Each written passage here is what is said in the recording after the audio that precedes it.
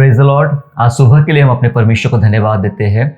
परमेश्वर ने आज की सुबह दिया कि हम आज उसकी महिमा और उसकी प्रशंसा और उसकी स्तुति हम लोग कर सके। आज सुबह जो विषय पर हम लोग बात करने जा रहे हैं वो है अंतिम दिनों की जागृति, एंड टाइम्स रिवाइवल। अंतिम दिनों की बेदारी या अंतिम दिनों की जागृति, हम इस बात को कह सकते हैं। हम अंतिम दिनों में जी रहे हैं, ये सबको इन दिनों धीरे धीरे पता लग रहा है। सारी जातियों को, कलीसियाओं को ये पता लग रहा है कि हम अंतिम दिनों में जी रहे हैं और ये सचमुच अंत का समय है। अंतिम दिनों में परमेश्वर बहुत कुछ अद्भुत करेगा, ये हमारा विश्वास है।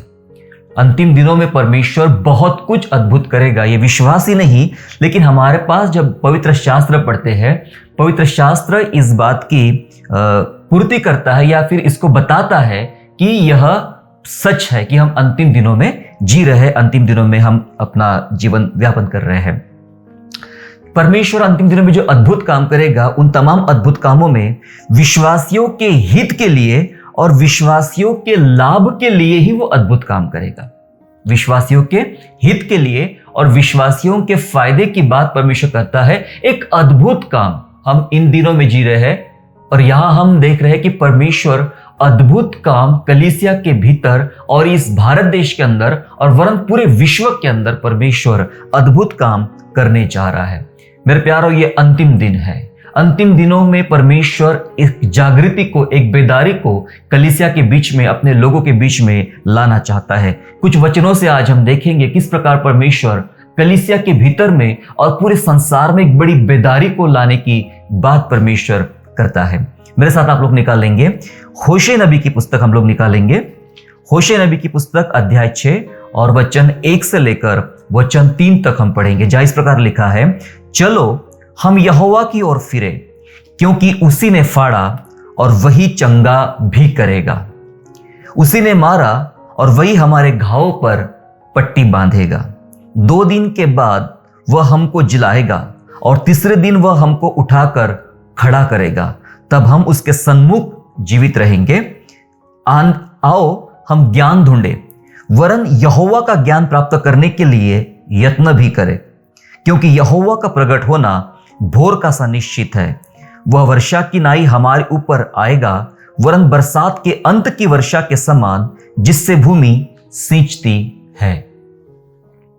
परमेश्वर का वचन हमें बता रहा है कि यद्यपि परमेश्वर पाप को लेकर दंड देता है, यद्यपि परमेश्वर पाप को लेकर दंड देता है, परंतु हमेशा उसकी लालसा अपने लोगों को चंगाई देने की होती है और पुनर्स्थापना करने की होती है।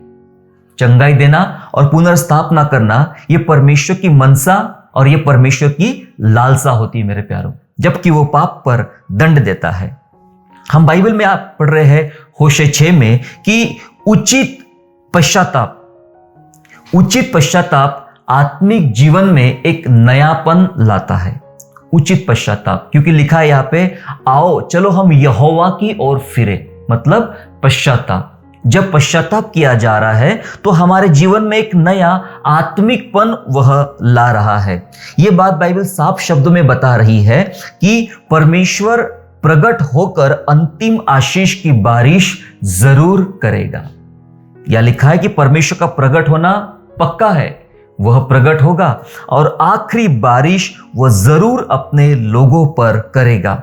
और जब आखिरी बारिश आएगी तो क्या लिखा है वचन में कि 2 दिन के बाद वह हमको जिलाएगा, तीसरे दिन हमको उठाकर खड़ा करेगा, तब हम उसके सन्मुख जीवित रहेंगे, है ना। और लिखा है, आओ हम ज्ञान ढूंढे, वरन यहोवा का ज्ञान प्राप्त करने के लिए यत्न भी करें। यहोवा का प्रकट होना, जैसे सुबह होना पक्की है, वैसे परमेश्वर रात के बाद सुबह होना पक्का है, वैसे परमेश्वर का प्रकट होना पक्का है। और जैसे गृहस्थ या किसान पहली बारिश और अंतिम बारिश की अपेक्षा करता है, आशा करता है, वैसे ही परमेश्वर अंतिम बारिश भी करने जा रहा है। मैं कहना चाहता हूं, ये अंतिम दिनों की जागृति है, ये एंड टाइम्स रिवाइवल है। परमेश्वर कलीसिया में और अपने लोगों के बीच में परमेश्वर करना चाहता है। यहां लिखा है कि अंत में वो अपनी बारिश हम पर बरसाएगा। बारिश मतलब पानी, बारिश मतलब पानी। और पानी को सामान्यतः बाइबल में पवित्र आत्मा का प्रतीक माना गया है।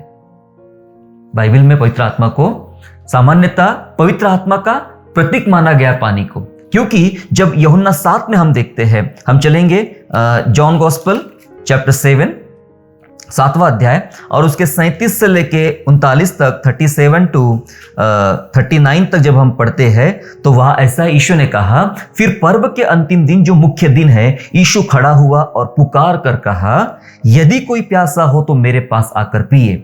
जो मुझ पर विश्वास करेगा, जैसा पवित्र शास्त्र में आया है, उसके हृदय में से जीवन के जल की नदियां बह निकलेगी।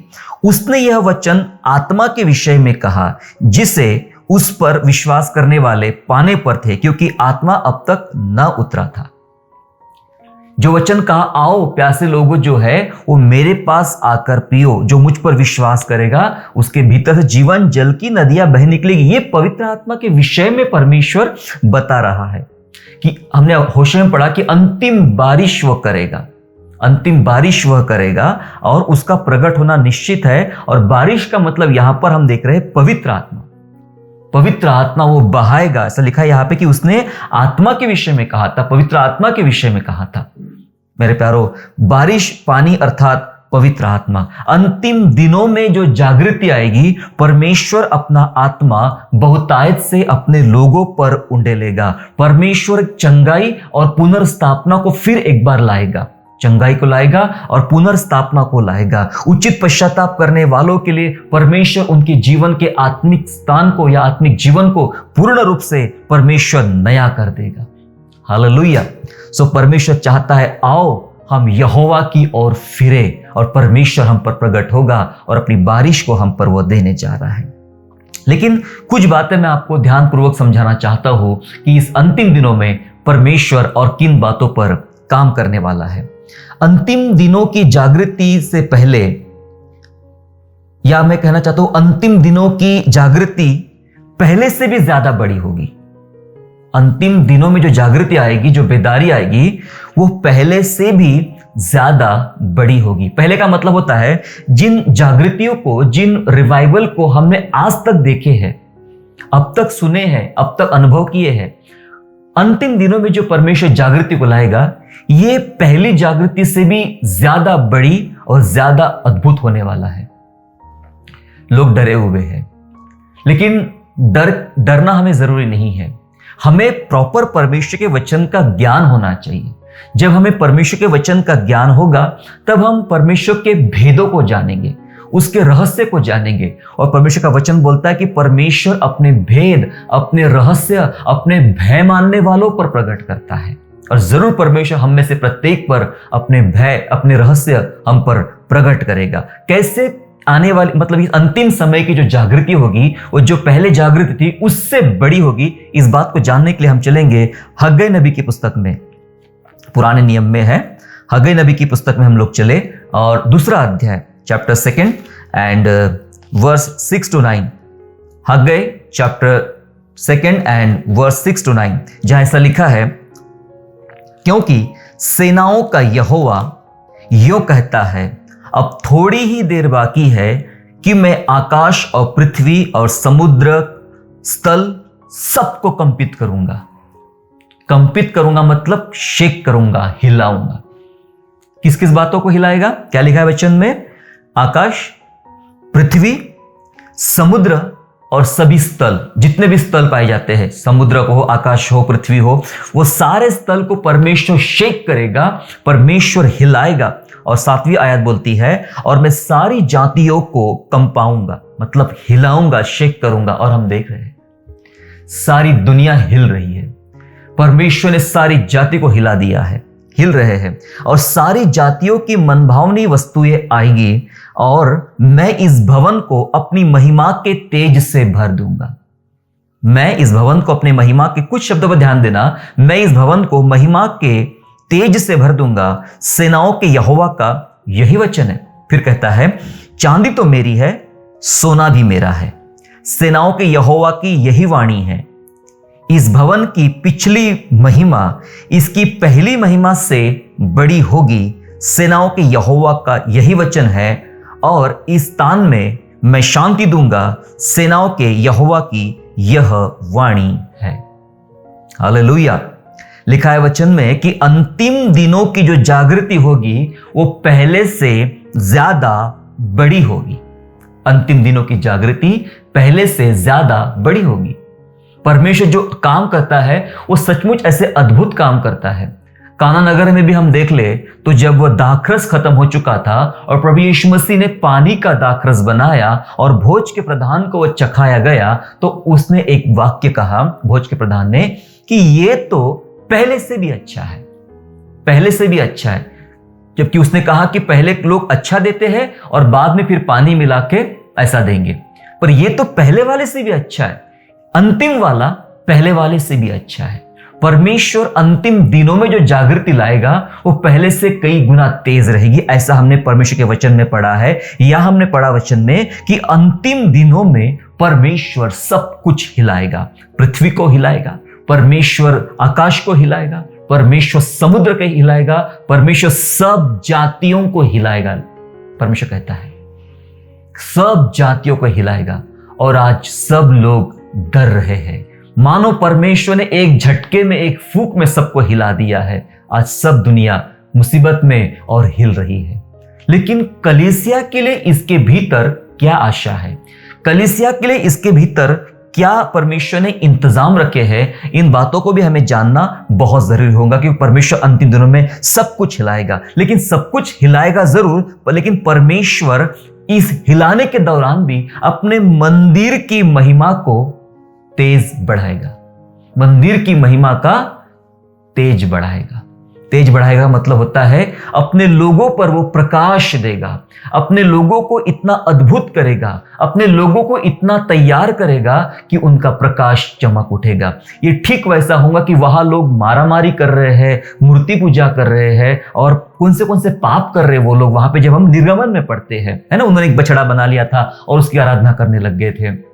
लेकिन जब मूसा परमेश्वर के साथ समय बिताता है और जब वो लौट कर आता है तो उसके चेहरे से किरणें निकलती है, उसके दाढ़ी से किरणें निकलती है और कोई उसको देख नहीं पाता है। समस्या फैली हुई है नीचे, पर परमेश्वर का तेज मूसा के ऊपर है, परमेश्वर का तेज मूसा के चेहरे पर है, मूसा के जीवन पर है। मेरे प्यारो, अंतिम दिनों में परमेश्वर जरूर सब कुछ हिला देगा, पृथ्वी, समुद्र, आकाश सब हिला देगा, लेकिन परमेश्वर अपने मंदिर की महिमा के तेज को बढ़ाएगा और मंदिर की महिमा को और बड़ी करेगा। अपने मंदिर की, अपने भवन की महिमा को और ज्यादा तेज करेगा। लिखा है वचन में कि मैं सबको डरा दूंगा, सबको कंपा दूंगा। परमेश्वर का आत्मा आज हम में से प्रत्येक को एक बात कह रहा है, क्या तुम डरे हुए हो? मैं हिला रहा इसलिए, पूरी दुनिया हिला रहा इसलिए। हमें यह नहीं भूलना है कि परमेश्वर और भी कुछ कह रहा है। परमेश्वर कह रहा है कि हिलाऊंगा सबको, लेकिन अपने भवन की महिमा को और बड़ी करूंगा और तेज करूंगा। सवाल यह है, मंदिर क्या है, भवन क्या है? हग्गई नबी की पुस्तक में हमने पढ़ते जिस भवन की वो बात कर रहा है। जब हम नए नियम में आते हैं और नए नियम में इस देह भवन का, इस मंदिर की जब हम बात करते तो प्रभु का वचन बोलता है 1 कुरिन्थियों 6:19 में कि तुम्हारी देह पवित्र आत्मा का मंदिर है और तुम दाम देकर मोल लिए गए हो। तुम्हारी देह पवित्र आत्मा का मंदिर है। हग्गई नबी की पुस्तक में परमेश्वर बोल रहा है कि मैं अपने भवन की महिमा बढ़ाऊंगा, भवन की महिमा को और तेज करूंगा और तुम्हारी देह पवित्र आत्मा का मंदिर है। हम जो शरीर में है, आज मनुष्य जीवन में है, और जब यीशु मसीह पर हम विश्वास करते हैं, यीशु मसीह का अनुसरण करते हैं, यीशु मसीह को स्वीकार करते हैं और परमेश्वर अपना लहू का दाम चुकाकर हमें खरीद लेता है और कहता है अब मैं हाथों के बनाए हुए घरों में नहीं रहूंगा, मैं हाथों के बनाए हुए मंदिरों में नहीं रहूंगा, तुम्हारी देह पवित्र आत्मा का मंदिर है। परमेश्वर हमारे अंदर रहता है। ये भवन, ये शरीर जो है, ये उसका भवन है, ये उसका मंदिर है और वह इसमें रहता है। और लिखा है अंतिम दिनों में सब जातियों को कंपाऊंगा, शेक करूंगा, हिलाऊंगा, पृथ्वी को हिलाऊंगा, समुद्र को हिलाऊंगा, आकाश को हिलाऊंगा, लेकिन परमेश्वर अपने भवन की महिमा को तेज करेगा। हालेलुया। मतलब परमेश्वर विश्वासियों को, जो परमेश्वर की देह है, कलीसिया जो परमेश्वर की देह है, उसको और तेज करेगा, उसकी महिमा को और ज्यादा परमेश्वर बढ़ाने जा रहा है। हालेलुया। क्या कलीसिया तैयार है? क्या कलीसिया तैयार है कि परमेश्वर मुझे तैयार करेगा, परमेश्वर मुझे दुल्हन की मानिंद सजाएगा। आज कलीसिया ने अपने घर में बैठ के दुल्हन के समान तैयारी करने की आवश्यकता है। दुल्हन अपने आप को कई समय के लिए अंदर करके खूब सारी तैयारियां करती है सुंदरता बढ़ाने के लिए अपनी। आज मेरे प्यारों, ये समय आ चुका है जब कलीसिया मसीह की दुल्हन है। अपने घरों में रहते हुए भी हम आपको सुंदर, सुसज्जित और पवित्रता में दुल्हन बना सकते हैं परमेश्वर, क्योंकि यही भवन है जिसमें परमेश्वर रहता है ना। यही भवन है जिसमें परमेश्वर रहता है और इसका तेज, इसकी महिमा, इसका महत्व, इसका प्रभाव परमेश्वर पूरी दुनिया में फैलाएगा। सारी दुनिया देखेंगी परमेश्वर के कलीसिया का प्रभाव, सारी दुनिया देखेंगी परमेश्वर के चुने हुओं का प्रभाव। परमेश्वर आपके साथ, परमेश्वर मेरे साथ एक बड़ा आश्चर्य कर्म इस अंतिम दिनों की एक बड़ी जागृति में परमेश्वर करने जा रहा है। सवाल यह है, क्या कलीसिया इस मंदिर को परमेश्वर के लिए समर्पित करने को तैयार है? क्या कलीसिया अपने आप को तैयार करने के लिए तैयार है कि परमेश्वर के लिए मैं तैयार हो रहा हूं, मैं सज रही हूं, मैं तैयार हो रही हूं? हालेलुया। परमेश्वर के वचन में देखा होशे नबी की पुस्तक में कि पश्चाताप के साथ लौट आओ। परमेश्वर पुनर्स्थापना करेगा, परमेश्वर चंगाई देगा और एक अंतिम बारिश को हमारे ऊपर लाएगा जिसमें सब कुछ सींच जाएगा। हम तैयार होंगे फिर से एक बार। हम हग्गई नबी की पुस्तक में देख रहे हैं कि परमेश्वर सब कुछ तो हिलाएगा, लेकिन परमेश्वर अपने भवन की महिमा को और ज्यादा तेज करेगा। सब कुछ हिलाया जाएगा मेरे प्यारों, लेकिन कुछ ऐसी चीजें हैं जो हिलाई नहीं जाएंगी। सब कुछ हिलाया जाएगा, परंतु कुछ ऐसी चीजें हैं जो हिलाई नहीं जाएगी। मेरे साथ पढ़ेंगे आप लोग, इब्रानियों की पत्री में हम चले। हम चलेंगे इब्रानियों, Hebrew, book of Hebrew chapter 12 and verse 26 to 28। 12वां अध्याय इब्रानियों का 26 से लेकर 28 वचन तक हम लोग पढ़ेंगे। 26 से 28 इस प्रकार लिखा है 12वें अध्याय के। उस समय तो उसके शब्द ने पृथ्वी को हिला दिया, पर अब उसने यह प्रतिज्ञा की है कि एक बार फिर मैं केवल पृथ्वी को नहीं वरन आकाश को भी हिला दूंगा। ये जो हग्गई नबी की पुस्तक में जो वचन था उसको इब्रानियों का लेखक कोट कर रहा है यहां पर कि मैं एक बार हिला दूंगा आकाश और पृथ्वी को। और यह वाक्य एक बार फिर इस बात को प्रकट करता है कि जो वस्तुएं हिलाई जाती है वे सृजी हुई होने के कारण टल जाएगी। उसको बनाया गया था सृजी होने के कारण टल जाएगी, ताकि जो वस्तुएं हिलाई नहीं जाती वे अटल बनी रहे। दो बातें बताई जा रही है, दो प्रकार की सृष्टि की बात हो रही है कि एक सृजी गई थी इसलिए वो टल जाएगी। हम वचन में पढ़ते हैं आकाश और पृथ्वी टल जाएगी, है ना। टलने का मतलब होता है खत्म हो जाए। क्या खत्म हो जाएगा? आकाश और पृथ्वी। यहां लिखा है कि जो वस्तुएं परमेश्वर ने निर्माण की थी वह हिलाएगा, क्योंकि वो टलने वाली है, क्योंकि उसको तैयार किया गया था। ऐसा लिखा है यहां पे कि जो वस्तु हिलाई जाती है सृजी हुई वस्तु होने के कारण टल जाएगी। यह आकाश सिरजा गया है, ये पृथ्वी सिरजी गई है, ये समंदर सिरजा गया है, वो टल जाएगी, ताकि जो वस्तुएं हिलाई नहीं जाती वे अटल बनी रहे। फिर ऐसा बता रहा वचन कि कुछ ऐसी भी वस्तुएं जो हिलाई नहीं जाएगी लेकिन वो अटल बनी रहेगी। और वो क्या है? और वो क्या है जो हिलाई नहीं जाएगी? पता है आपको क्या नहीं हिलाया जाएगा? आगे आगे उसका उत्तर पढ़ेंगे हम लोग, लेकिन मैं आपको बताना चाहता हूं जो वस्तु एकमात्र ऐसी वस्तु है जो वर्तमान रूप से बची रहेगी, इस हिलाए जाने के बावजूद भी वर्तमान रूप से बची रहेगी, और वह रहेगी परमेश्वर का राज्य। वो हिलाया नहीं जाएगा। परमेश्वर का राज्य, स्वर्ग, उससे हिलाया नहीं जाएगा। परमेश्वर की कलीसिया जो यीशु की देह है वो हिलाई नहीं जा सकती है। जो बनाया गया है आकाश पृथ्वी समंदर ये सब हिलाया जाएगा, लेकिन यहां तो साफ शब्दों में लिखा है कुछ ऐसी भी है जो हिलाई नहीं जाएगी और इस कारण वह अटल रहेंगी। अटल है परमेश्वर का राज्य, अटल है स्वर्ग, अटल है परमेश्वर की कलीसिया। अब क्या लिखा है आगे पढ़ेंगे हम लोग। 28 वचन में, 28 वचन में ऐसा लिखा है, इस कारण हम इस राज्य को पाकर जो हिलने का नहीं, इस कारण हम उस राज्य को पाकर जो हिलने का नहीं, उस अनुग्रह को हाथ से ना जाने दे, जिसके द्वारा हम भक्ति और भय सहित परमेश्वर की ऐसी आराधना कर सकते हैं जिससे वह प्रसन्न होता है। हालेलुया। कुछ समझे क्या लिखा है? इस कारण हम इस राज्य को पाकर जो हिलने का नहीं, हमने ऐसा राज्य पाया है जो हिलने का नहीं, हिलेगा नहीं। क्या नहीं हिलेगा? परमेश्वर का राज्य।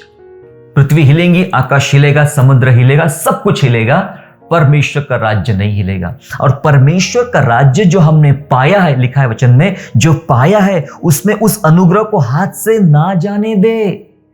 न हिलने वाला है परमेश्वर का राज्य। हमें प्रभु ने कृपा देके, अनुग्रह देके हमें दिया है, उसको अनुग्रह से, ये अनुग्रह के हाथ से ना जाने, जिसके द्वारा हम भक्ति, इस राज्य के द्वारा हम भक्ति भय सहित परमेश्वर की आराधना कर सकते हैं, जिससे वह प्रसन्न हो सकता है।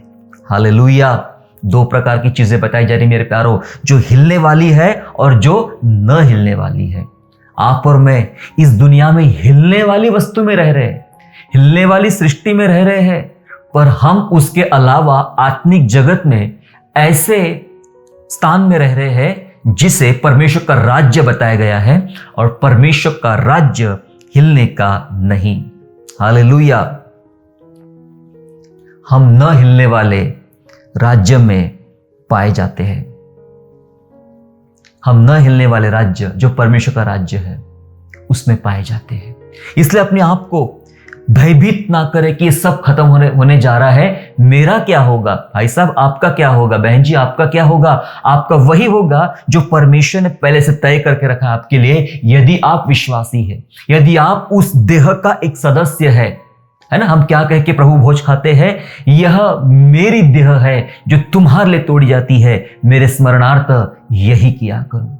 उसी प्रकार उसने बियारी के पीछे कटोरा लेकर कहा, यह मेरी नई वाचा का रुधिर लहू है, जब कभी से पियो तो मेरी मृत्यु को स्मरण करो। हम उस पवित्र देह के द्वारा, उस पवित्र लहू के द्वारा, जो ग्रहण करने के द्वारा मसीह की देह में शामिल होते हैं। विश्वास करने वाले, पवित्र जीवन जीने वाले, प्रभु यीशु मसीह को अपने जीवन में स्वीकार करने वाले जो होते हैं, वे परमेश्वर के अनुसरण करने वाले व्यक्ति होते हैं, और वे लोग परमेश्वर की देह में जुड़े जाते हैं। और जो प्रभु की देह में है, इसका मतलब वे परमेश्वर के राज्य में है, परमेश्वर के राज्य में है। और परमेश्वर के राज्य में है तो राज्य हिलाए नहीं जा सकता, उसे कोई नहीं हिला सकता। जब परमेश्वर नहीं हिला सकता, परमेश्वर नहीं हिलाएगा उसको, क्योंकि उसने बनाया है, इसलिए शैतान भी इस राज्य को हिला नहीं पाएगा। शैतान कलीसिया को हिला नहीं पाएगा। शेक होंगी पृथ्वी, हिलाया जाएगा पृथ्वी को, हिलाया जाएगा आकाश को, हिलाया जाएगा सूरज चांद को, हिलाया जाएगा समंदर को, लेकिन परमेश्वर के राज को हिलाया नहीं जाएगा। इसलिए मेरे प्यारों, भयभीत ना हो, हम न हिलाए जाने वाले परमेश्वर के राज्य में जी रहे हैं। हालेलुया। जी हाँ, क्या कलीसिया अंतिम बारिश के लिए तैयार है? अब हमने सब सीख लिया, सुन लिया है कि क्या हो रहा है और परमेश्वर क्या करेगा। जैसे हमने होशे नबी की पुस्तक में देखा था कि परमेश्वर अंत के दिनों में अंतिम बारिश लाएगा और फिर एक बार अपनी भूमि को, अपने लोगों को सींचेगा और तैयार करेगा। उसका प्रकट होना पक्का है। क्या कलीसिया अंतिम समय की बारिश के लिए तैयार है? क्या कलीसिया तैयार है? कभी कभी ऐसा लगता है हमें कि हम तैयार हैं, परंतु जब हम आत्मिक रूप से परमेश्वर के वचन से जब इन बातों का मनन करना आरंभ कर देते हैं, तो वचन हमारा आईना है और हमें कुछ चीजें बताता है। तुझे कितना % और तैयार होने की आवश्यकता है, कितना ज्यादा तुझे परमेश्वर के लिए और योग्य बनने की आवश्यकता है। मैं कुछ एक उदाहरण बता के आपको ये बात को क्लियर करना चाहता हूं। क्या सचमुच कलीसिया अंतिम बारिश के लिए क्या तैयार है? मेरे साथ निकालेंगे लूका रचित सुसमाचार अध्याय 13, gospel of Luke and chapter 13 verse 6 to 9। 13वां अध्याय लूका का 6 से लेकर 9 तक ऐसा लिखा है। एक दृष्टांत है यहां पर। फिर उसने दृष्टांत भी कहा कि किसी अंगूर की बारी में एक अंजीर का पेड़ लगा हुआ था। वह उसमें फल ढूंढने आया परंतु न पाया। तब उसने बारी के रखवाले से कहा, देख 3 वर्ष से मैं इस अंजीर के पेड़ में फल ढूंढने आता हूं परंतु नहीं पाता। इसे काट डाल कि यह भूमि को क्यों रोके रहे। उसने उसको उत्तर दिया, हे स्वामी, इसे इस वर्ष तो और रहने दे कि मैं इसके चारों ओर खोद कर खाद डालूं, सो आगे को फले तो भला, नहीं तो उसे काट डालना। ये दृष्टांत हमें इन अंतिम दिनों में कुछ और विशेष बात की ओर हमारे ध्यान को आकर्षित कर रहा है। यहां पर इस दृष्टांत में 4 कैरेक्टर है, 4 कैरेक्टर पाए जाते हैं। सबसे पहले बारी का मालिक जो है, मालिक पिता परमेश्वर है। मालिक जो है, मालिक पिता परमेश्वर है। रखवाला, यहां एक माली भी है, रखवाला है, और रखवाला खुद स्वयं प्रभु यीशु मसीह है। रखवाला यीशु मसीह है। अंगूर का जो बाग है वो ये पूरा संसार है। अंगूर का बाग ये पूरा संसार है, और अंजीर का अकेला पेड़ उसके अंदर लगा हुआ है, वो विश्वासी है। 4 चरित्र यहां पर है, भूमिका यहां पर है।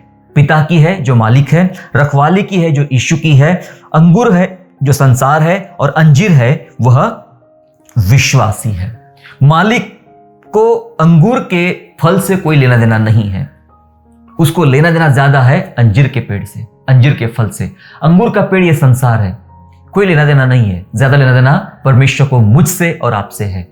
अंजीर के वृक्ष को कहां लगाया गया है? अंगूर की बारी में लगाया गया है। ये पूरे संसार में परमेश्वर ने हमें लगाया है अंजीर के वृक्ष के समान। और वो हर साल कब आया?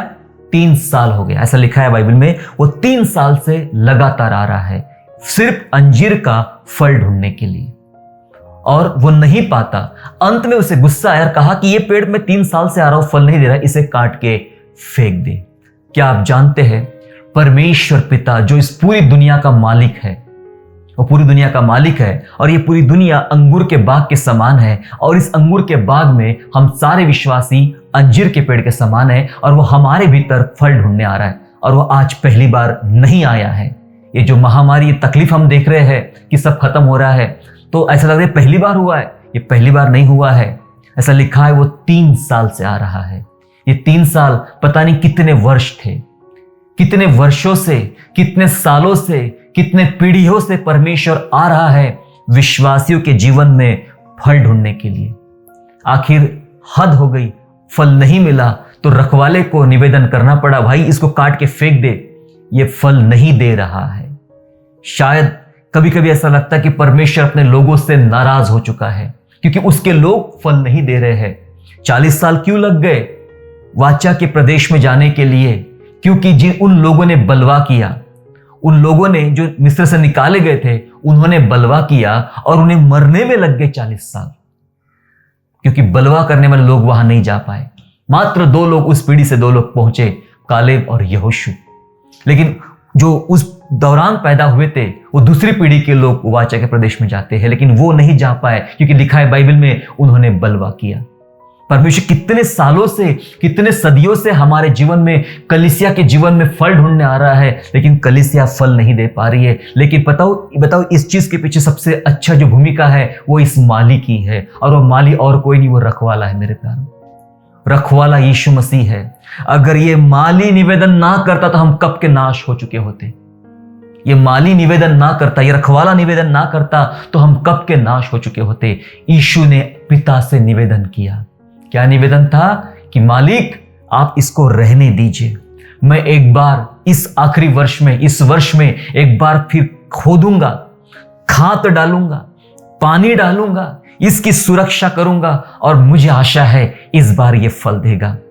कितनी बड़ी बात है कि हमारा यीशु मसीहा उद्धार करता प्रभु विश्वासियों के विषय में, कलीसिया के विषय में वो बात करता है, इस बार मुझे आशा है तुमसे, इस बार मुझे आशा है तुमसे, इस बार तुम जरूर फल दोगे। इस वर्ष, इस महामारी के दौरान भी आप जरूर फल देंगे, क्योंकि यीशु ने कहा मैं स्वयं मेहनत करूंगा। कौन सी मेहनत? मैं खोदूंगा, परमेश्वर अपने वचनों से इन दिनों हमें खोद रहा है।